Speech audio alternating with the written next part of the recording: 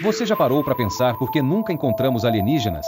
A resposta pode ser aterrorizante. Existe uma teoria chamada floresta morta. Imagine uma floresta escura à noite, ela parece vazia, mas na verdade está cheia de animais escondidos em silêncio absoluto. Eles sabem que na escuridão quem faz barulho vira presa. E se o universo for exatamente assim?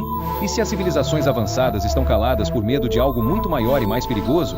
O problema é que a humanidade está há 100 anos gritando nossa localização para o espaço através de sinais de rádio. Será que somos o único animal da floresta que ainda não aprendeu a calar a boca? Se esse mistério te deu um arrepio, já se inscreve para mais.